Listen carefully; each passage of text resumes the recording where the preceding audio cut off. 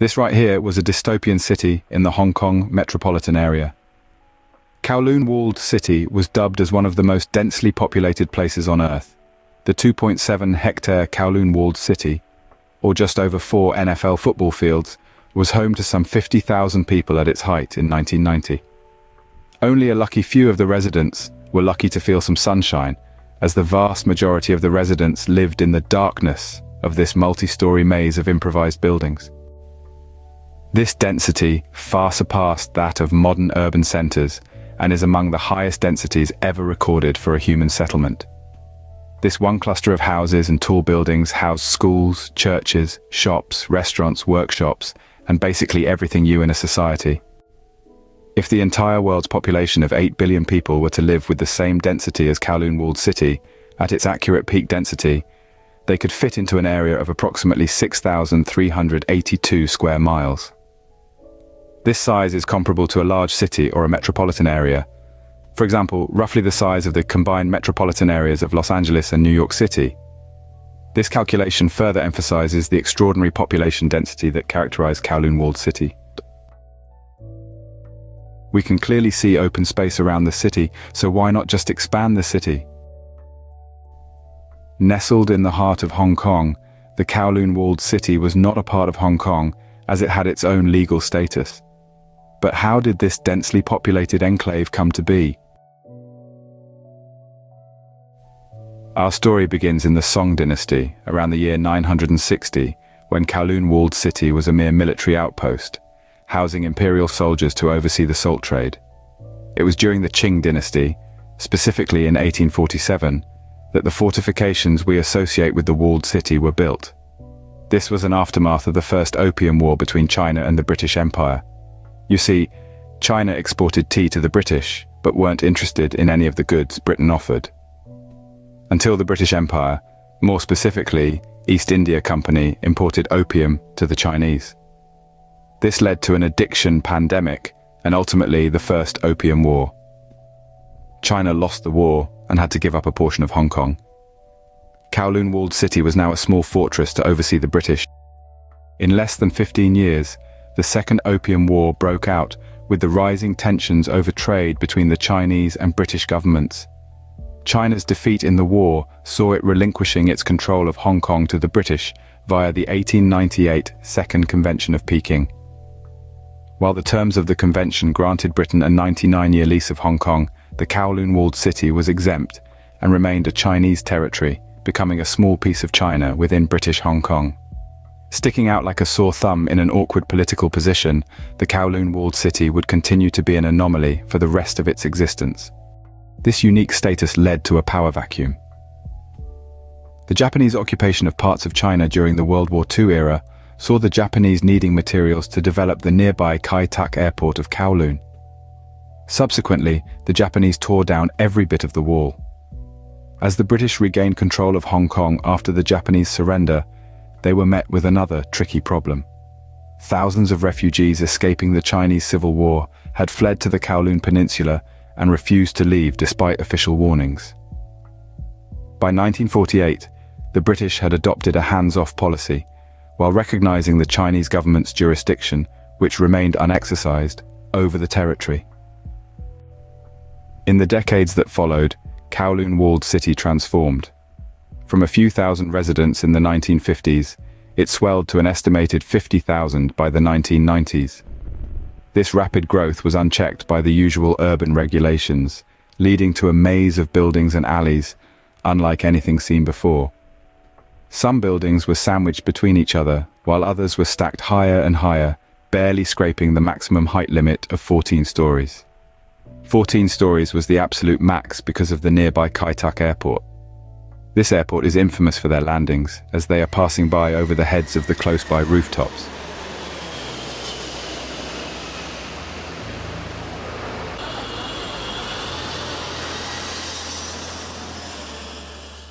Ida Shum, a former resident of Kowloon, remembers when it was raining, the street was nearly always flooded. Water would rise to people's knees with trash floating around, but the residents just walked through it in their bare feet. No problem, no matter how difficult could be overcome. The residents always helped each other. In the walled city, the sunshine always followed the rain. Despite this, at the heart of Kowloon Walled City's maze-like alleys, a thriving economy buzzed with life. Electricity and water were often illegally tapped from the main city. The narrow alleys of the walled city were lined with shops, food stalls, and workshops. Amidst the apparent disorder, there were even doctors, dentists, teachers, and entrepreneurs. The walled city had its own schools, clinics, factories, and churches, all coexisting. Despite the lack of formal law enforcement, a unique order existed. The residents formed their own systems of support and governance, creating a self-sufficient urban ecosystem. The walled city's unique status, neither fully under British control nor Chinese, created a legal grey zone. For years, it became a haven for those seeking refuge from the law, a place where the reach of traditional policing was limited. Within its narrow alleys, the Triad's Chinese criminal syndicates held significant influence. They ran unlicensed businesses, gambling and drug dens, and even controlled certain aspects of everyday life. Yet, their rule was also marked by a form of order. Disputes were often settled internally, without involving the limited police presence at the city's fringes. Police raids were rare and often ineffective due to the city's labyrinthine layout and who really had the jurisdiction. For over 40 years, the Kowloon Walled City thrived on official negligence, capitalizing on its awkward political status. However, residents too knew that such days were numbered, as there would eventually come a time when the government would re-enter the picture. That day came on the 14th of January 1987.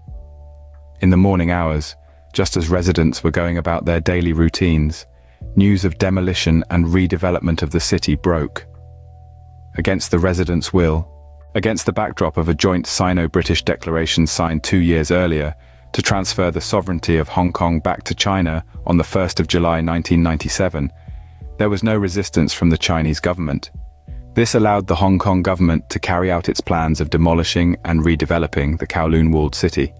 The Hong Kong government worked out a $2.76 billion compensation package for those affected. For each individual flat, residents received approximately $380,000, and with that, some 33,000 satisfied residents moved out by November 1991. For those who refused to budge, the Hong Kong government resorted to sending riot police to evict them in July 1992. Thereafter, a tall wire fence was erected to surround the eerily unpopulated site, one that had finally seen the end of an era. About 9 months later, an 8-story tower block was symbolically smashed by a wrecker's ball, inviting an official beginning to end of Kowloon Walled City and its residents. By April 1994, the Kowloon Walled City no longer existed. A fun fact about the demolition: during the filming of Jackie Chan's movie Crime Story from 1993, a building in Kowloon Walled City is decimated by explosions as part of the climatic scene of the film. Kowloon Walled City's architecture was a testament to human adaptability and the will to make a home, no matter the circumstances. This labyrinth of concrete and cables stood as a stark contrast to the planned skylines of modern cities, marking its place in history as one of the most unique urban environments ever constructed. Today, where the walled city once stood, is the serene Kowloon Walled City Park. Its design pays homage to the site's history. Modeled on the Jiangnan Gardens of the Qing dynasty, the 3.1-hectare park featured 8 landscape components. Paths and pavilions in the park took the names of former streets in the Kowloon Walled City. Artifacts were put on display in exhibition halls, curated to continue telling the fascinating history of the site. The Yamen, the administrative office of Kowloon City, were restored for the purpose of remembering the unique dystopian city. Traces of the dystopian city can also be found in numerous films and video games, like Blade Runner, Dread, and Cyberpunk. Christopher Nolan's Batman Begins would see striking parallels between the Narrows, a walled-in slum in Gotham, and the Kowloon Walled City. Call of Duty Black Ops has also paid homage to it. With a level based on the Kowloon Walled City, the game designers faithfully recreated the city's iconic caged balconies and wiring nightmare. Well, dear viewers, this is it for now. A unique dystopian city with a unique history. Let me know what you think. Please subscribe for more. Until next time.